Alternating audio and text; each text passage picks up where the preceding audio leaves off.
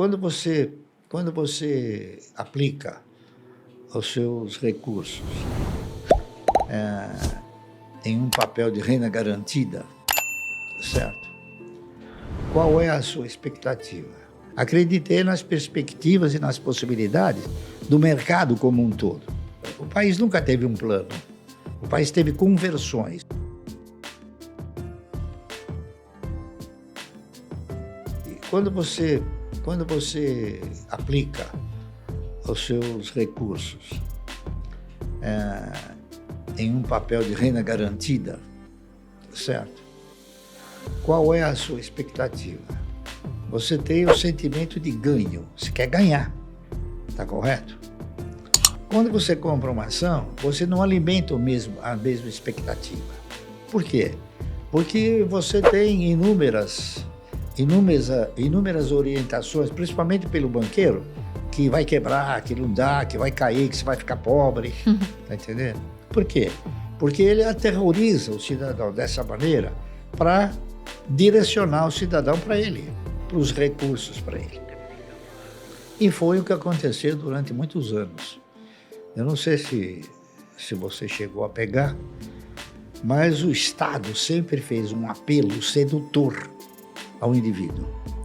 Então nós tivemos uma época em que as emissoras de televisão, cada uma inseria 10, 15 ou 20 vezes por dia uma proposta, um apelo assim. Tem um cidadão com a gravatinha, um cabelinho, né, numa mesa, um cartãozinho, falar: vem para a poupança, que você vai ganhar tanto, vem. Então isso aí foi seduzindo o cidadão, foi instalando nele a mentalidade do agiota, do cidadão que tem que sentar na cadeira e ficar esperando aquela migalha, tá entendendo? Isso foi se acelerando. Primeiro nós tivemos o open market, que você aplicava e ganhava por um dia. Depois do open market veio o overnight, que além do dia você ganhava de noite. Tá entendendo? Então isso aí foi acelerando a inflação. Por quê? Porque cada vez o governo precisava mais. O governo foi tendo esse foco de tirar recursos de circulação, sem que o cidadão se desse conta disso. Por exemplo, eu não me lembro em que ano, mas ele criou o FGTS. O que foi? O que é o FGTS? O FGTS é uma forma de você tirar dinheiro da empresa e ficar com ele. Tá certo? Sim, por quê? Porque antes disso, a empresa ficava com o dinheiro, na hora que tinha que indenizar o cidadão, ela pagava o cidadão. Agora não, ela tem que contribuir com isso. E acontece que o Estado é um péssimo gestor. O pior gestor que existe é o Estado. Por quê? Porque a maioria dos elementos que estão lá são incompetentes. Tá entendendo? A grande realidade é essa. Então, se você quiser prosperar, não acredite no Estado. É o que eu fiz. Não acreditei no Estado.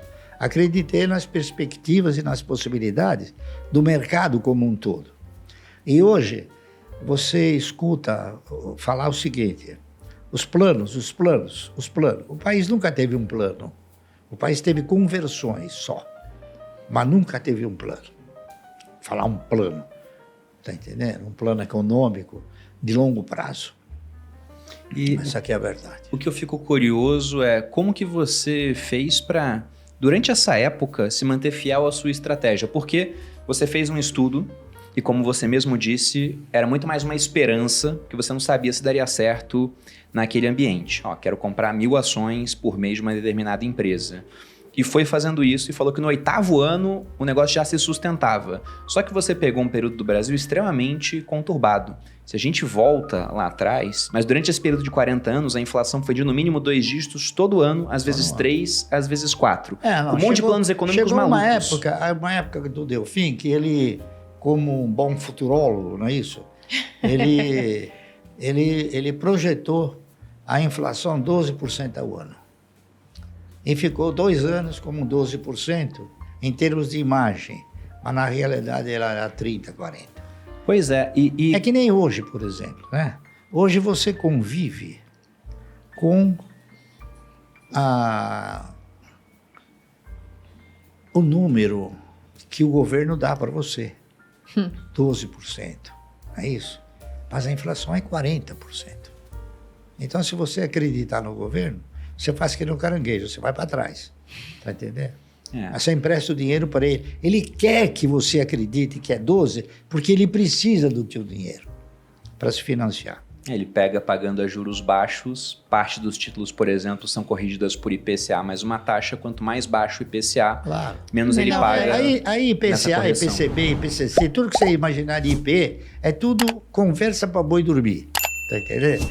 Isso é a enganometria que conduz a você a sensação de que você está, através de um índice, você está sendo remunerado. Quando, na verdade, você não está nem corrigindo o seu dinheiro.